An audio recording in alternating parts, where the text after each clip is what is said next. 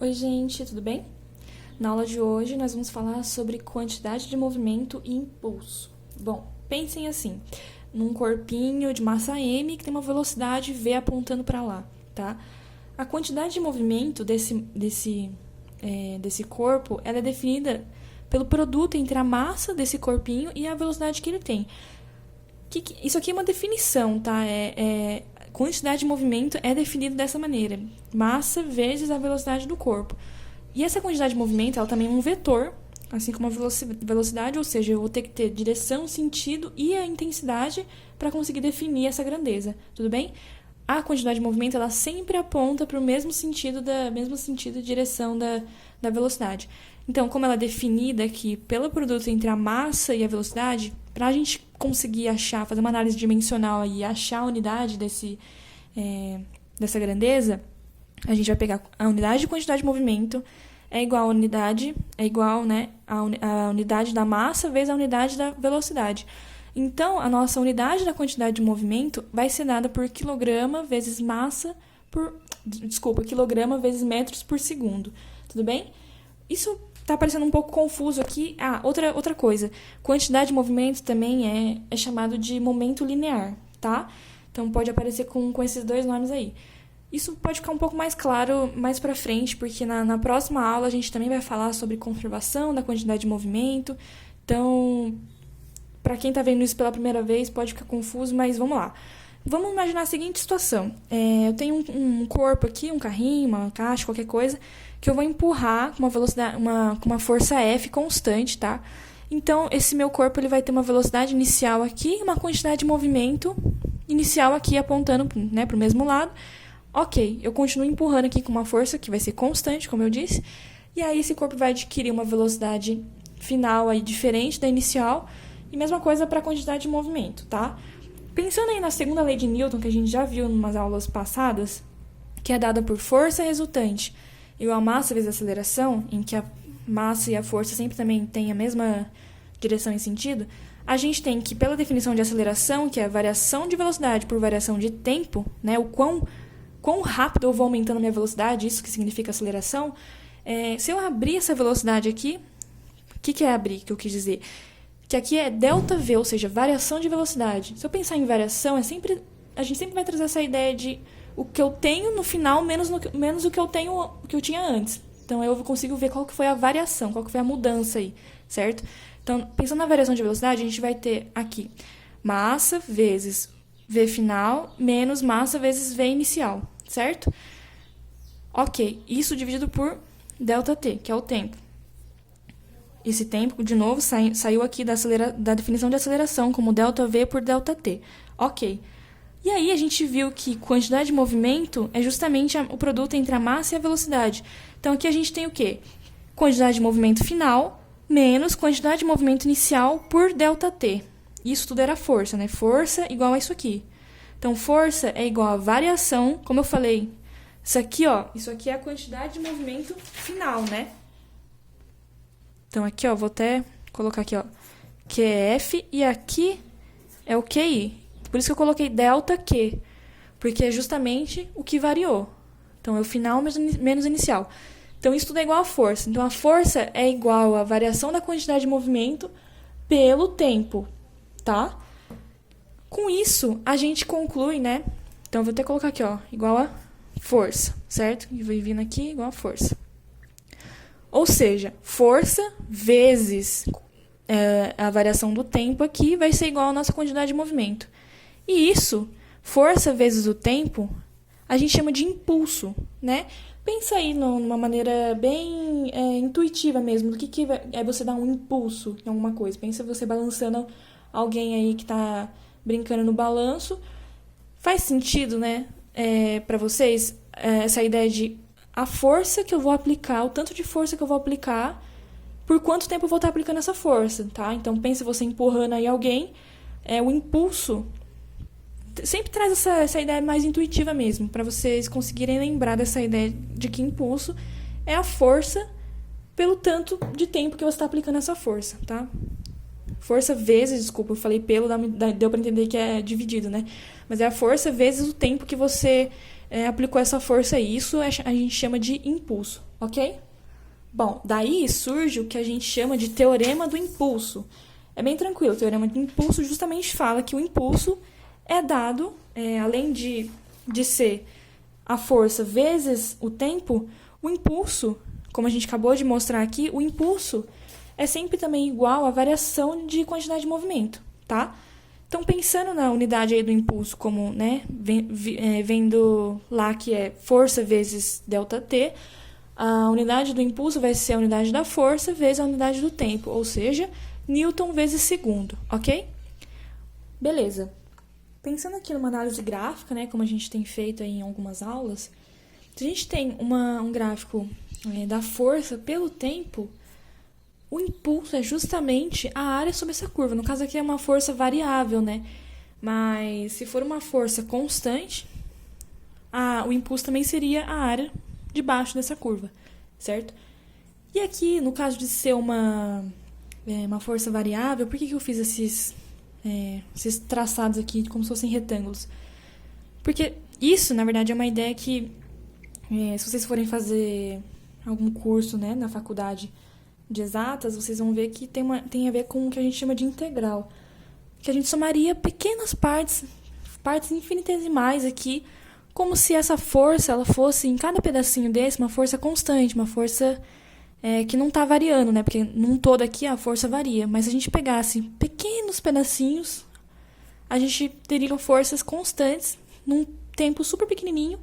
E se a gente somar todos esses pequenos pedacinhos aqui, todos esses pequenos retângulos de área, a gente vai ter o impulso também. Então, mas isso não precisa se preocupar, tá? É só uma ideia que eu queria trazer aqui. Então, isso do impulso ser a área debaixo da curva, tanto para uma força variável quanto para uma força constante, ok? Para finalizar, vou só mostrar um exemplozinho aqui para vocês, ó. Pensar assim, numa massa de 10 quilos, tá? Que tem uma velocidade inicial de 5 metros por segundo. Aí, a força, né, a força que é aplicada nessa massinha, ela se comporta da seguinte maneira, aqui que está representado no gráfico. Então, no tempo zero lá, zero de força, beleza, vai passando, depois de 2 segundos eu tenho 100 newtons sendo aplicado aí. Então, de 50, fui para 100, ok.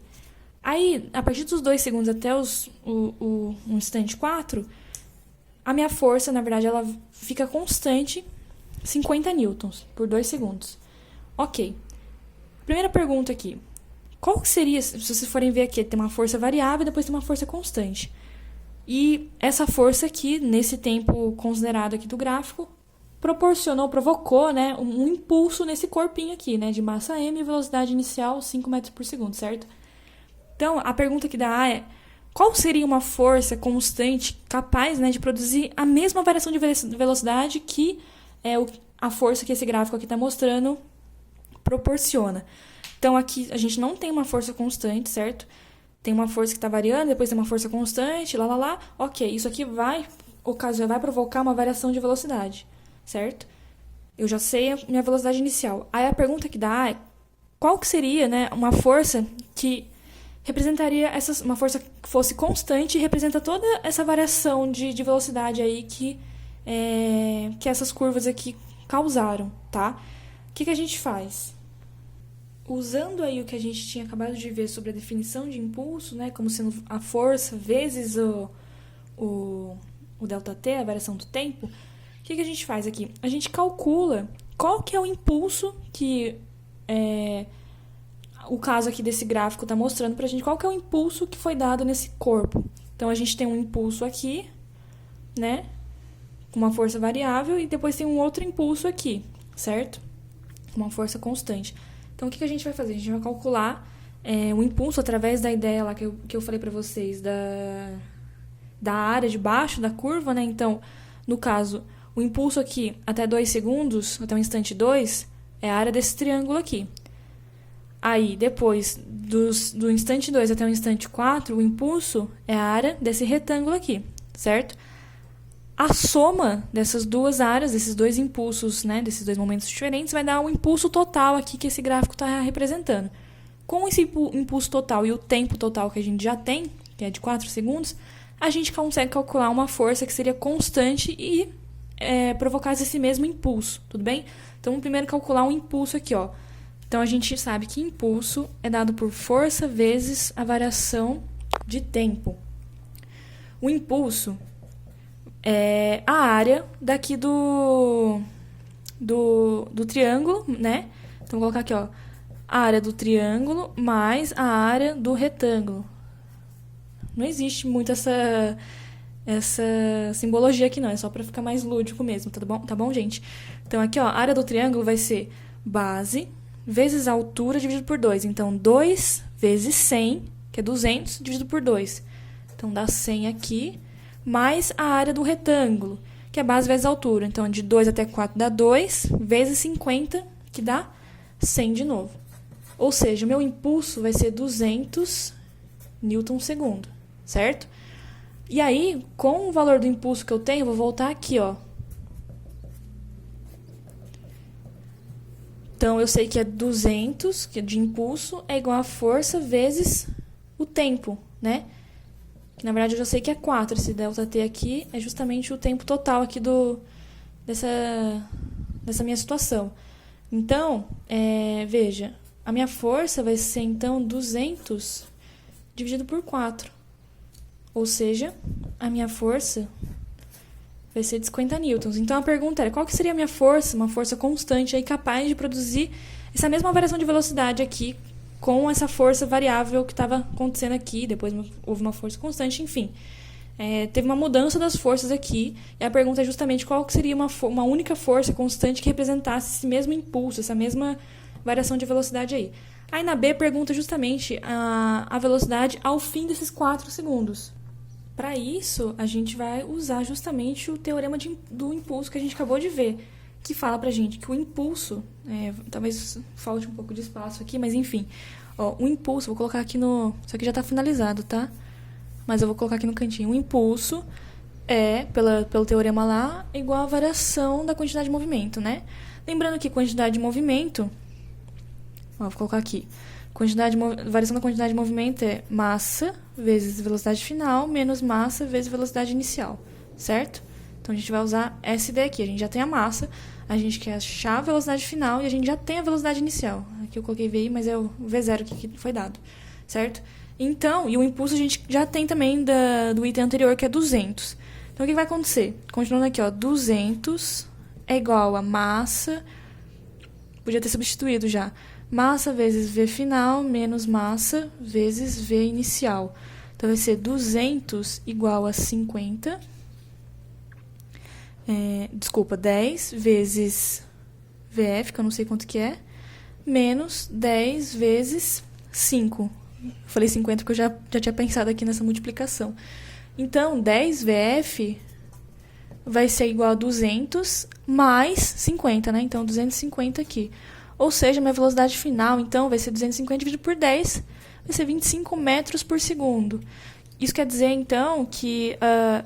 essa força de 50 newtons constante, ou então variando aqui até 2 segundos, depois se mantendo constante, enfim, essa força, esse impulso gerado aí, vai ocasionar uma variação de velocidade de tal maneira que no começo ele tinha 5 e depois de 4 segundos ele tem 25 metros por segundo, ok?